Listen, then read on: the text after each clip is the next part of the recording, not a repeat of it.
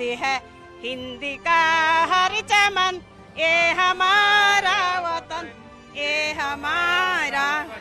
क्या मजा है जीने में जब तिरंगा ना हो सीने में। एक दिल है एक जान है, दोनों तिरंगे पे कुर्बान है।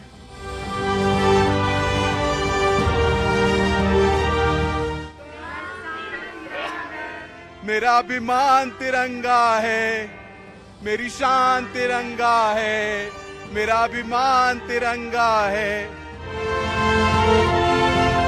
तिरंगा देश की शान है, हम हिंदुस्तानियों की जान है। सारे जहां से अच्छा हिंदुस्तान हमारा, हम बुलबुले हैं उनके, वो गुलदस्ता हमारा।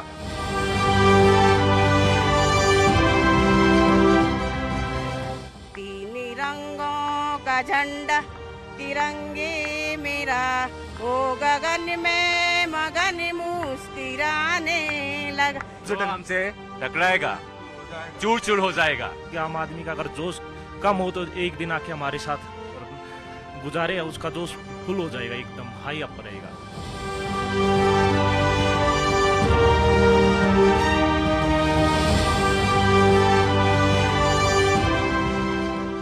ऐ वतन, ऐ वतन, ऐ वतन, जाने मन, जाने मन, जाने मन।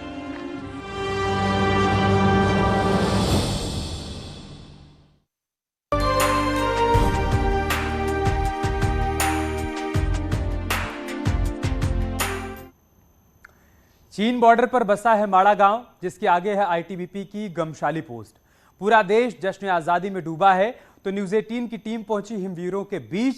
लड़ाई जीतने के लिए लड़नी जरूरी है और लड़ने के लिए फिट रहना जरूरी है।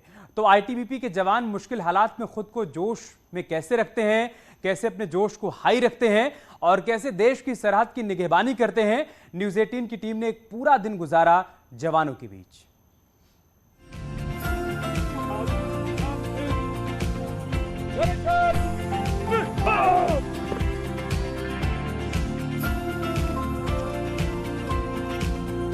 नमस्कार, जय हिंद, वंदे मातरम।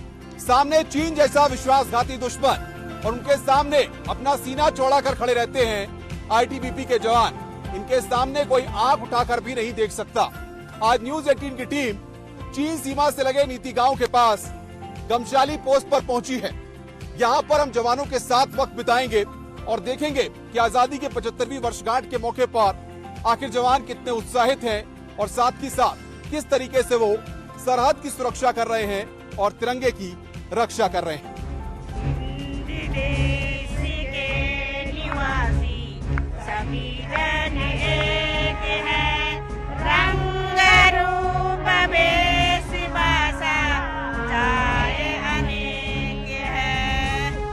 भारत का आखिरी गांव माणा, जहां से कुछ कदम की दूरी पर चीन बॉर्डर है।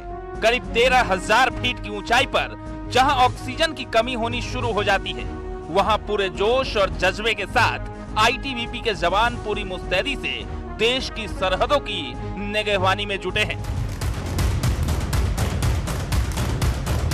शौर्य, दृढ़ता और कर्मनिष्ठा, ये है आईटीबीपी का मोटो और इसी मोटो के तहत ये वीर जवान लगातार सीमा पर प्रहरी बनकर हमारे देश की रक्षा करते हैं। माँ, बेटी, भाई सब पूरे परिवार से दूर रहते हैं, लेकिन देश की रक्षा के लिए हमेशा तत्पर और तैयार रहते हैं। चीन की चौखट पर हिंद के हिम्मत वालों के बीच न्यूज़ 18 की टीम पहुंची। हिमवीर सरहद पर तैनात हैं, तभी देशवासी चैन की नींद सोते हैं।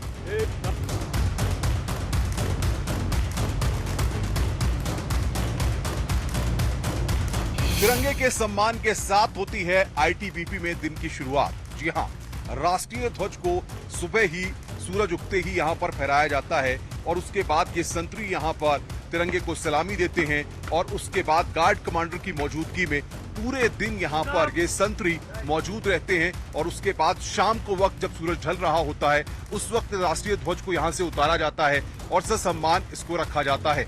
आईटीबीपी के जवान इसी तरह से पूरी मुस्तैदी के साथ इस गमशाली पोस्ट पर मौजूद रहते हैं और राष्ट्रीय ध्वज के सम्मान के लिए सदैव तत्पर रहते हैं। चारों ओर पहाड़ियों से घिरी आईटीबीपी की गमशाली चेकपोस्ट पर हिमवीरों के दिन की शुरुआत शरीर को चुस्त रखने के लिए पीटी परेड से होती है।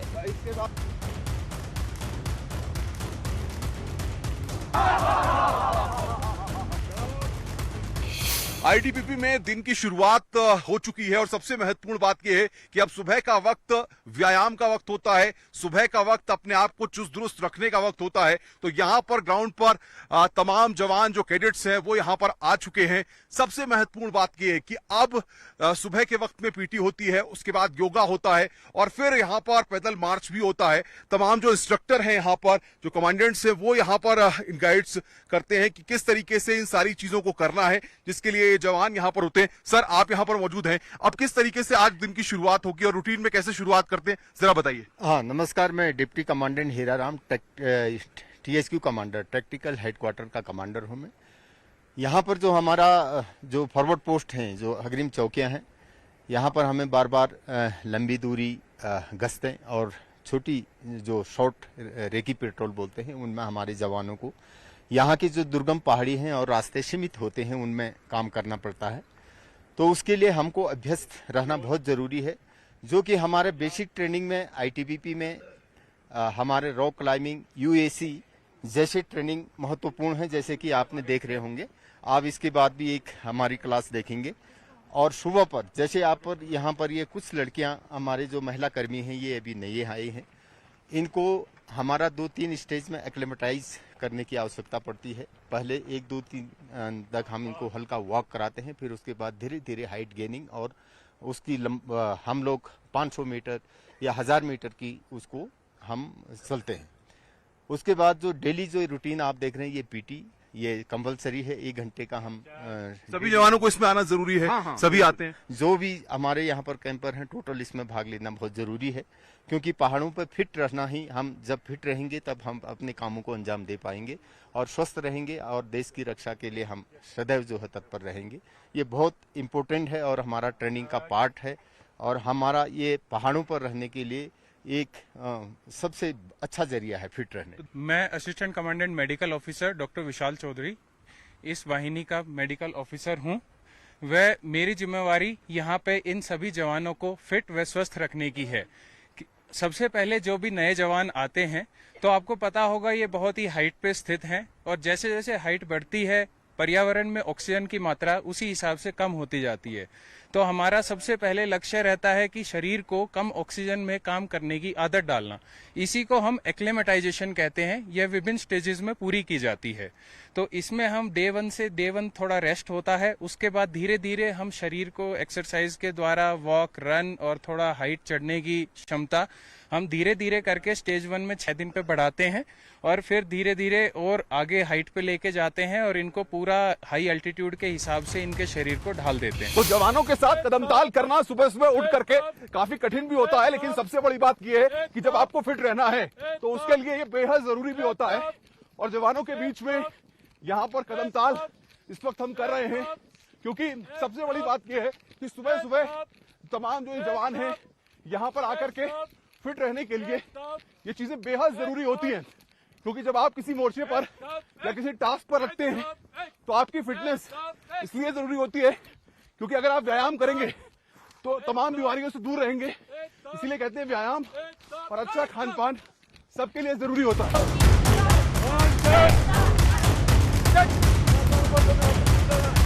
तो देखिए यहाँ पर दौड़ की शुरुआत हो चुकी है और न्यूज़ 18 भी यहाँ पर इन्हीं जवानों के साथ दौड़ रहा है कि किस तरीके से यहाँ पर ये दौड़ हो रही है। जवानों के लिए सुबह का जो वक्त होता है वो इन ऊंची ऊंची पहाड़ियों के बीच में आकर के पीटी करना और उसके साथ साथ दौड़ लगाना, अपने आप को फिट रखना बहुत जरूरी होता है। पीटी के बाद अब वक्त हो चुका है योगा का। योगा करोगे तो निरोग रहोगे और ये जवान इस बात को बखूबी समझते हैं। इसलिए जैसे ही सुबह सूरज उगता है उसके बाद पीटी के बाद योगा की क्लास यहां पर लगती है।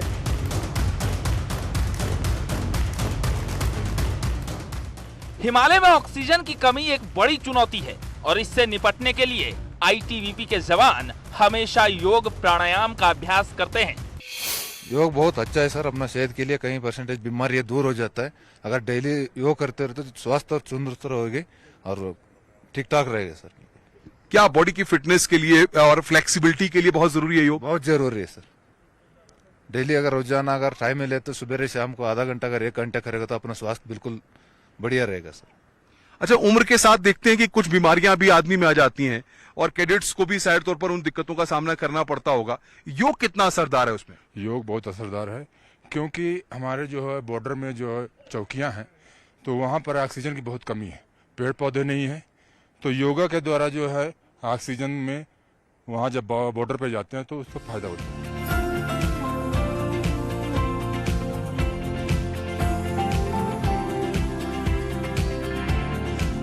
सुबह 1 घंटे से ज्यादा की कसरत और योगा के बाद वक्त हो चला है जवानों के ब्रेकफास्ट का। ब्रेकफास्ट में जो मेनू रहता है, अलग अलग दिन का अलग अलग मेनू रहता है और उसके लिए यहाँ पर कॉल होती है। जो हवलदार यहाँ पर रहते हैं वो सीटी बजाते हैं और अब देखिए जिस तरीके से ब्रेकफास्ट का वक्त हो गया है और यहाँ पर अब कॉल दी जा रही है ब्रेकफास्ट की, और ब्रेकफास्ट कॉल के बाद जवान यहाँ पर आएंगे और वो देखिए ये कॉल दे दी गई है सीटी की। जवानों को जो खाना दिया जाता है उसमें न्यूट्रिशंस का खास ख्याल रखा जाता है। जो ब्रेकफास्ट का मेन्यू हमारा सारा है वो डिसाइडेड होता है पूरे न्यूट्रिशनल वैल्यू के साथ कि सबको भरपूर मात्रा में fat, carbohydrate, protein, minerals, vitamin सब कुछ बराबर पर्याप्त मात्रा में मिले। हर दिन का मेन्यू भी अलग रहता है जिससे एक ही खाना खा खा के बोर ना हो और अलग अलग चीजों की न्यूट्रिशनल वैल्यू भी अलग अलग होती है, तो सारी चीज मिलती रहे। सर, डाइट का भी बहुत ख्याल रखा जाता है कि डाइट ऐसी हो जो पौष्टिक हो। बिल्कुल, क्योंकि यहाँ पर पहाड़ों में कई हमें बीमारियों का भी असर पड़ता है, जैसे डॉक्टर साहब ने बताया है। उसको बैलेंस करते हुए मेडिकल अफसर से हम इसकी राय लेते हैं, मेनू डिसाइड करते हैं। उसी के अनुरूप जैसे आज देख रहे हैं हमारे छोले और पूड़ी, और कुछ जवानों की चॉइस पर भी आज उन्होंने कहा कि हमारे साथ न्यूज 18 के मेहमान आए हैं तो दलिया और कुछ हमने इसमें और चीजें भी शामिल की हैं।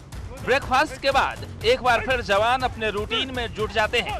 बॉर्डर पोस्ट पर जवानों को फिट रखने के लिए जूडो की ट्रेनिंग भी दी जाती है, जिससे जवान समय आने पर बिना हथियार अपनी सुरक्षा कर सकते हैं।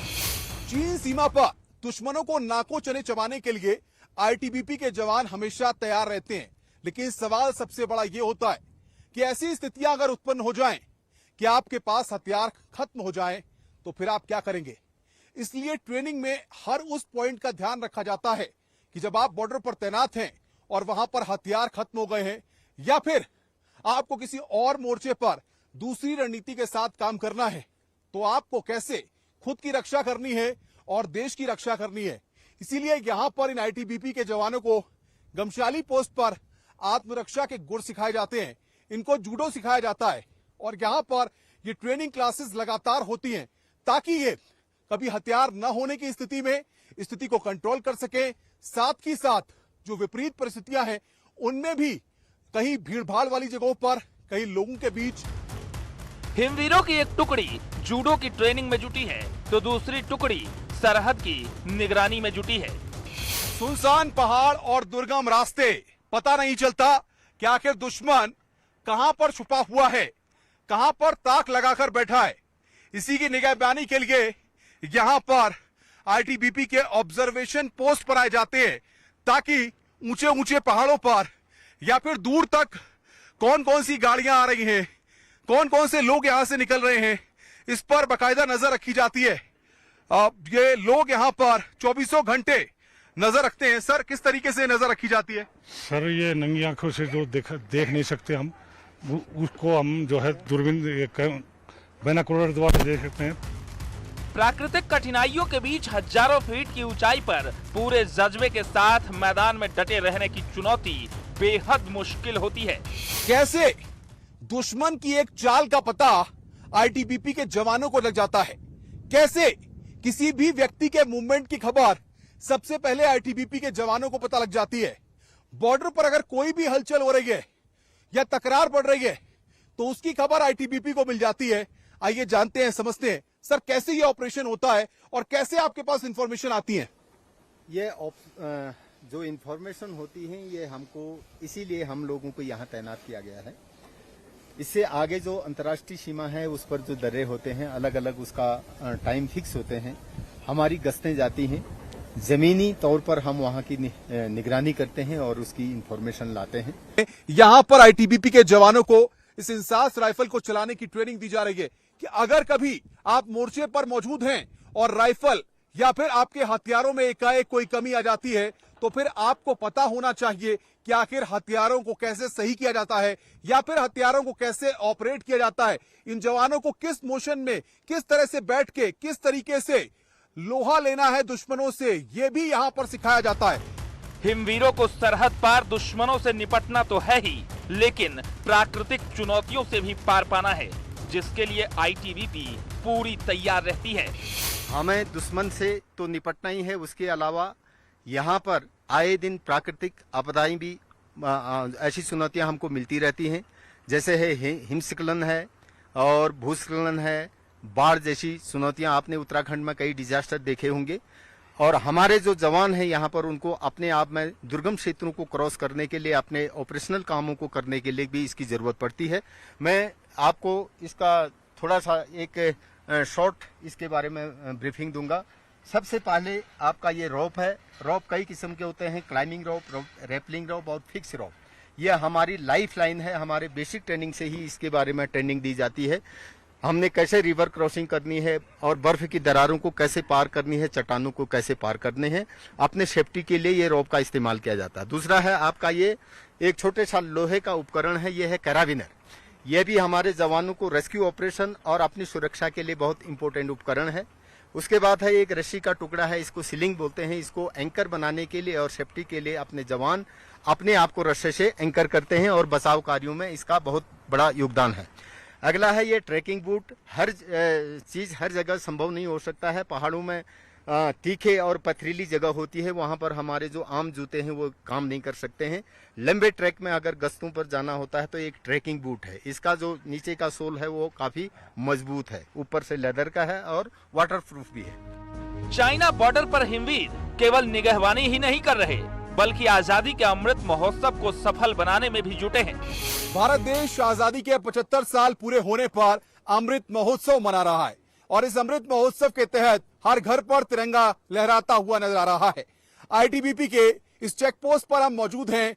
इन जवानों के साथ हर चीज को बड़ी बारीकी के साथ समझ रहे हैं, लेकिन सबसे बड़ी बात यह है कि हाथों में तिरंगा लिए ये जवान पूरे जोश में हैं। ये संदेश देना चाहते हैं कि हम तिरंगे की आन बान और शान के लिए मर मिटने तक को तैयार हैं। और अब ये अपनी चेक पोस्ट से तमाम जो आसपास के गांव हैं उन लोगों तक राष्ट्रवाद और देश प्रेम की भावना जागृत करने के लिए यहां पर निकल रहे हैं। हर घर पर तिरंगा लगाने के लिए निकल रहे हैं।